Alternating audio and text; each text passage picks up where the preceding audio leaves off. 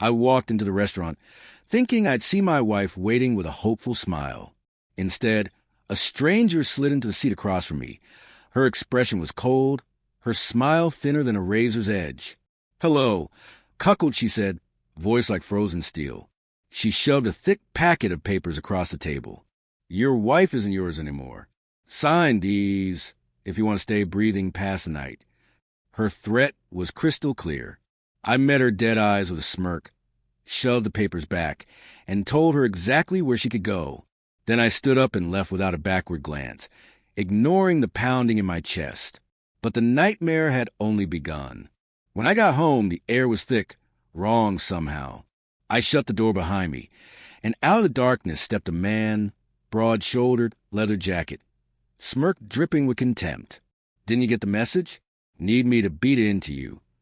Before I could react, his fist collided with my face. Pain flashed white-hot behind my eyes. The ground rushed up to meet me. Blackness swallowed me whole. They thought I was finished. They forgot who they were dealing with. I woke up later, sprawled on the living room floor, lips split, jaw aching, blood drying sticky on my skin. But the house was empty. They'd already slithered away. They thought fear would cage me. They were wrong. First, survival. I moved slowly, carefully, checking the house. Wallet untouched, keys still there, electronics in place. They hadn't come to steal, just intimidate. Next, evidence. Bruised face photographed, smashed furniture documented. Everything would be packaged neatly, ready to be weaponized. I wasn't going to give them the meltdown they wanted. No violence, no screaming, only cold, surgical destruction. Next step, recruit my army. I called a lawyer, scheduled an emergency sit-down, hired a private investigator to dig into their dirty laundry, brought in a cybersecurity expert to sweep my devices and account for planted traps.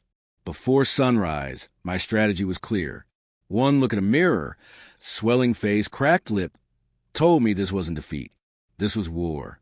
And I was going to win. I started by following the money. Within 48 hours, the PI handed me a thick report. My wife had been siphoning funds for half a year into a hidden account.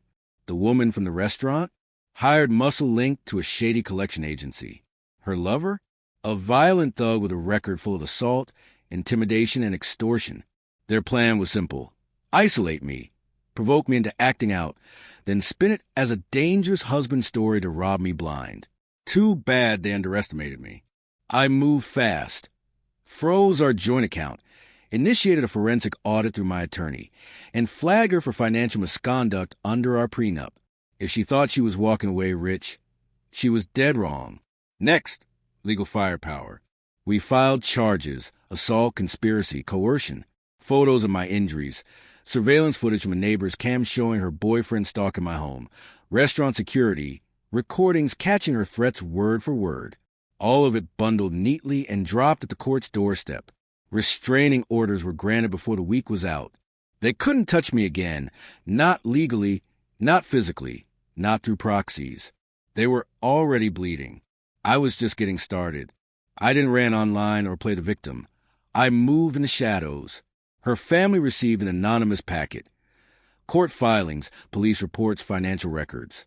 Her employer got a quiet tip about an employee under criminal investigation flagged for ethics violations. Mutual friends. I said nothing. I didn't have to. Social media did the rest, as her world crumbled around her. As for her lover, the PI dug deeper. Multiple DUIs, child support dodging, history of getting violent with clients. One anonymous call to his gym employer, and he was fired within days. No job, no income, no respect. They thought betrayal was invisible. They forgot that scandal shines like a spotlight. When she tried spinning a story, poor woman trapped with an angry man. The truth crushed her lies.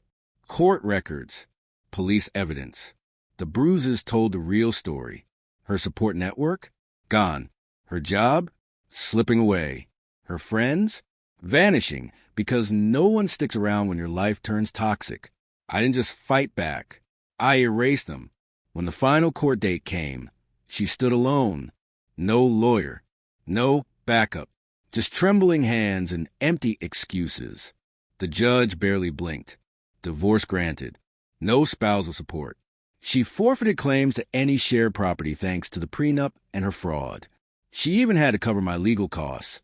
Straight from her secret stash. Restraining orders extended. No contact. No second chances. She left with almost nothing. Not because I yelled. Not because I fought dirty. Because I proved every single betrayal with cold, undeniable facts. The house, the cars, the career connections, they were all still mine.